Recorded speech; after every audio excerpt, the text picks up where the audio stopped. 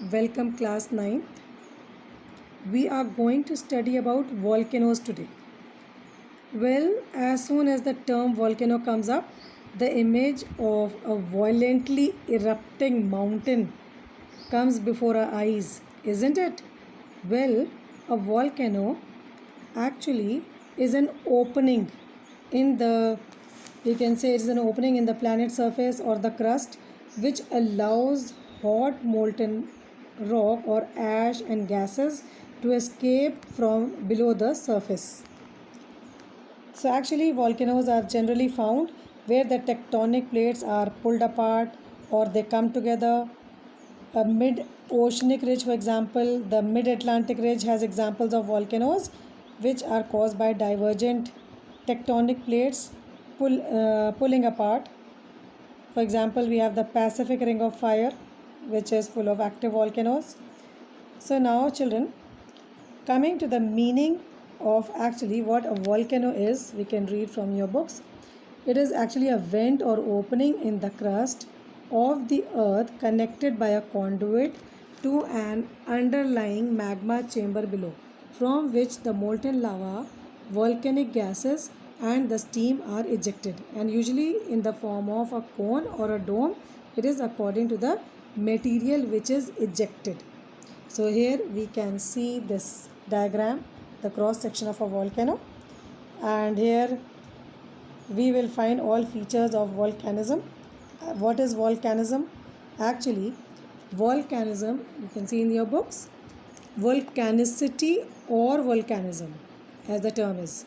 It is a process which involves the intrusion of magma in the earth's crust or the extrusion of such molten magma or material into the earth's surface.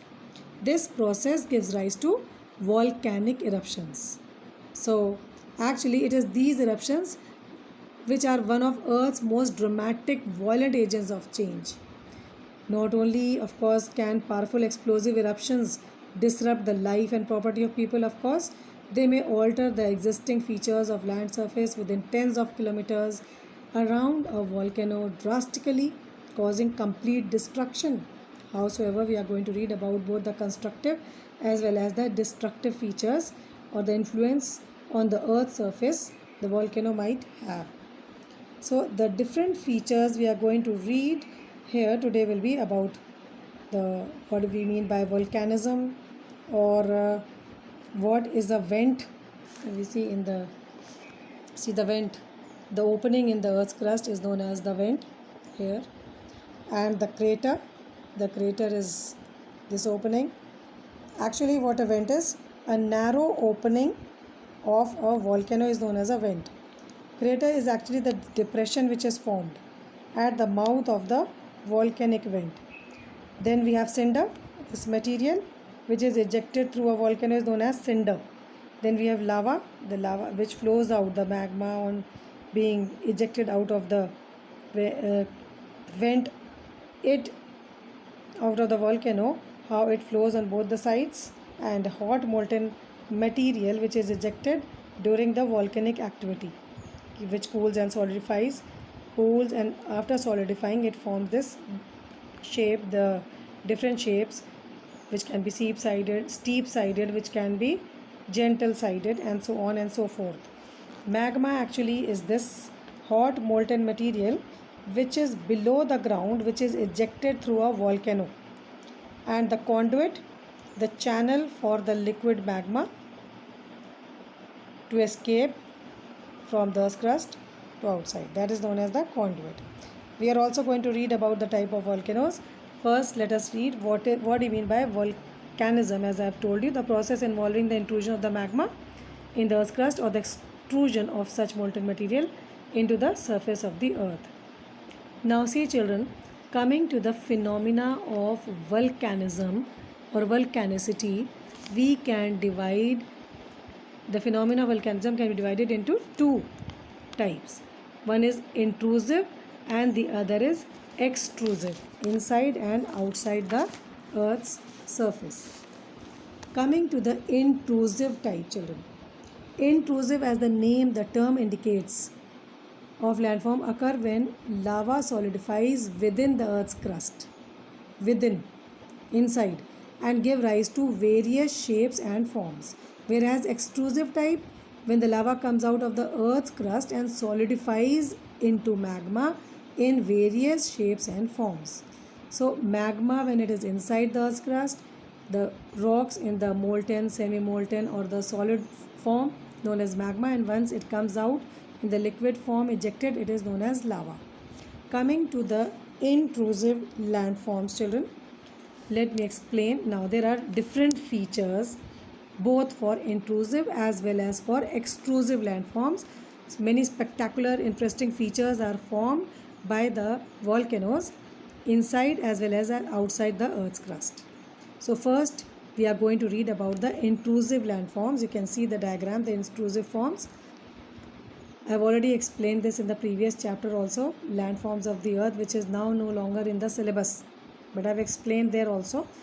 Now see, the most important intrusive forms which include are, you can see the batholith, laccolith, sills, dikes, lopolith, phacolith. Now what is a batholith? Batholith rocks form the base of the mountains. They are large, coarse-grained, igneous landforms which are formed after the erosion of the upper-lying landform mass from the unweathered part of the hard rock. In the diagram you can see the batholith. Now coming to the batholith, children. So children, batholith, actually bathos means depth and lithos means rock. They are very high intrusions of irregular shape and their bases at the great depth in the interior. They form the core of old mountains, and smaller batholiths are known as stalks or bosses. Smaller ones are known as stalks or bosses, and a number of low hills in the south of Chennai in India are considered part of a large batholith which is exposed partially due to denudation of the overlying strata. So after exposition they can be exposed. Example is in Chennai in India. And some of the hills are dome shaped also. Now another feature interior in the intrusive form is the laccolith. Coming to laccolith, you can see in the picture, you can see in the diagram, laccoliths, sometimes what happens, the lava intrusions push the sedimentary rocks upwards from below and form dome shaped deposit below the surface. Such dome shaped intrusions of the lava are called laccolith, and they may vary a great in the extent and the thickness, and on exposure to the surface they form low hills or dome shaped structures. You can read from here, this is a large, what actually is a laccolith. It is a large sill or acid lava which solidifies slowly, giving it a dome shaped. Coming to sills, another intrusive landform which forms inside the earth's crust is the sills. When the lava solidifies below, coming out between the horizontal layers of the parent rock, you can see in the diagram the sill. You can see the picture of the sill, how it looks like. Actually, sills are intrusion of magma in the horizontal bedding and fissures which lead to the formation of the horizontal sheets like deposit of lava. Such horizontal deposit of lava are known as sills. See, if such intrusions are present in mountains, they get exposed on the slopes due to denudation later on, and such exposed part of the sills form terraces, benches on the hill slopes. Another land feature, intrusive feature which is formed is dikes. Coming to the dikes, when magma solidifies in vertical columns within the cracks or forums or the fissures of the bedrock, they are known as dikes. You can see the picture of the dikes. Vertical, it solidifies vertically instead of horizontally. This is the difference between the sill and the dike. Coming to laccolith, when the lava solidifies in shallow basins in the shape of a saucer, it is called lapolith. So lapoliths are also saucer shaped, like you can see the lapolith, like the lopolith, saucer shaped in these inclines they are also formed. And then we have phacolith, which are dome shaped and are formed when the acid lava solidify on the anticline or the base of a syncline. Anticline, syncline. Anticline, syncline is a depression. Dome shaped is known as anticline. So what actually happens is, lopolith, we can say they are saucer shaped intrusion of large size which are concave shaped upwards. Large lopoliths, they form extensive plateaus on exposure. For example, we can cite the Yellowstone National Park of the USA. So coming to the intrusive landforms, with the help of the diagram you're able to understand them clearly, and on exposure they form different landforms after denudation, after they are exposed to the surface. Now children, coming to the extrusive landforms of the earth. So see children, most volcanic peaks, they actually take the form of a cone which has a symmetrical profile. Magma differences produce different kind of cones which we are going to read in this extrusive forms of volcanic peaks. See the extrusive form of landforms. The first we are going to read is the ash and cinder cones. You can see in the picture also. Example has been cited here. The Sunset Crater located northeast of Flagstaff in Arizona. So this is an example of our ash and cinder cones. So these are built, I am reading it from here. Ash and cinder cones are built when eruptions are of explosive type, very explosively takes place, and growth of an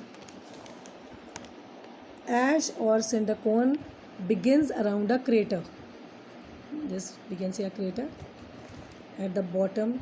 When it comes out explosively, it starts growing around the crater. It is not very high, and so it is not very high also, as we can see in the picture. The volcanic material which is thrown out by the volcano, it actually cools down into very quickly into small solid pieces which are known as cinders, and the solid particles are rained down, forming a circular cone. You can see the circular cone around the crater known as the cinder cone. Then coming to another kind of the volcanic extrusive landform which is formed is the lava dome. The lava dome, or acid lava cone as it is also called, it is formed when the viscosity or the thick acid lava solidifies quickly and forms a steep sided cone. Lava solidifies in the spine or the plug. Sometimes spine is exposed due to denudation.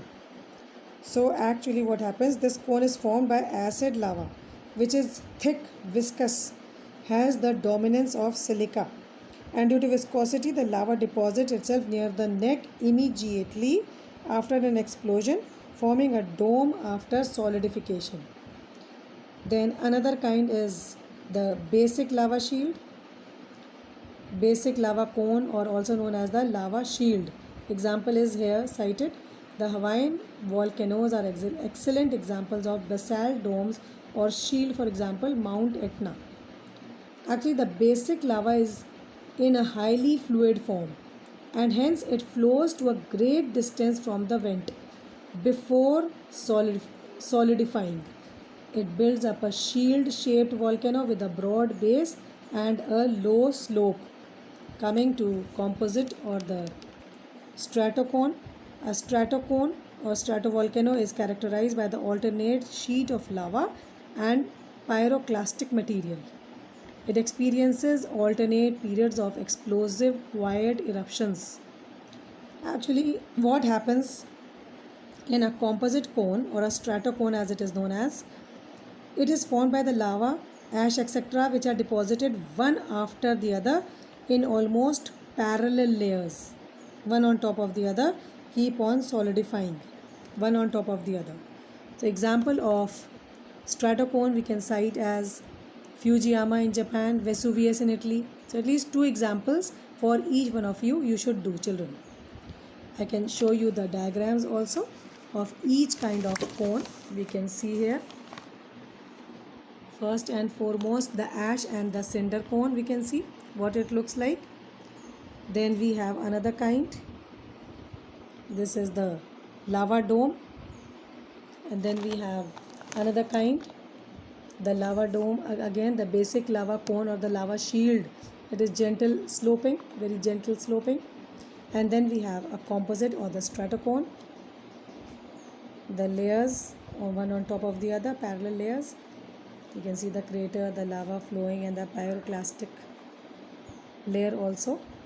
So this is how the extrusive landforms of the volcano looks like. See children, sometimes what happens, the whole of the upper portion of the cone may be blown off due to the subsequent eruption. As a result of this, a huge depression may be formed in place of the former cone. Such a large depression is known as a caldera. You can see a caldera lake which is filled in with water later on. So it is later on, it may be filled with in water. Volcanoes also can be classified on various bases. So on the basis of the frequency of eruption, they can be grouped in three types: the active volcanoes, the dormant volcanoes, and the extinct volcanoes. Coming to active volcanoes, children, volcanoes which constantly eject lava, gases, ashes, cinder, pumice, etc. are known as active volcanoes. There are several hundred active volcanoes in the world. Most of them are in the Pacific Ocean and the Atlantic Islands. Out of the 1500 active volcanoes, 50 or so erupt every year, spewing steam and ash, toxic gases, and lava. You can see the picture of the active volcano, what it looks like. The Kilauea volcano, it is an active volcano in the Hawaiian Islands. See how violently it is erupting, and of course the features it is clearly exuding. Mount St. Helena of USA, Stromboli and Etna in the Mediterranean Sea. Then we have again the Pinatubo in Philippines. These are some of the examples of active volcanoes. The Stromboli volcano emits so much of fire that it has come to be known as the lighthouse of the Mediterranean Sea. This is important, you can underline. Stromboli volcano emits so much of fire, it has come to be known as the lighthouse of the Mediterranean Sea. So children, for the active volcano, again I tell you, I repeat that these are the ones which have erupted in the recent past, and some of these volcanoes keep erupting periodically. In India, we can cite the example of the Barren Islands in the Andaman and Nicobar Islands, which is also an active volcano. And in all, there are about 500 active volcanoes in the world, as I have told you just now. Coming to the dormant volcano, these actually are the ones which have erupted in the historical periods but have remained inactive for a fairly long time. However, such volcanoes are likely to erupt in the future. They are considered sleeping volcanoes, and some of these volcanoes might erupt in the future and thus they might become active again. Volcano in the Barren Island in India was considered actually to be a dormant volcano before it became active once again recently. So see children, a volcano which although not extinct but has not known to erupt within historic times is known as the dormant volcano. Coming to the extinct volcano, a volcano which has erupted in the distant geological past and remains of which occur in an area where there is no longer any active volcanicity is known as the extinct volcano. So, which have not erupted since remote geological times when they were active. They have been inactive for so long that they are not likely to erupt in the future. Example, we can say Mount Kilimanjaro in Africa, and here it is given the Earth's seat Edinburgh in Scotland. So we can assume that a volcano which has been inactive for a larger period of time is extinct and may be an example of a dormant volcano. So this much for today. In my next video I am going to deal with about the causes of volcanism and the world distribution of volcanoes and the effects of volcanoes. Till then, goodbye, and try to do the exercises given at the back.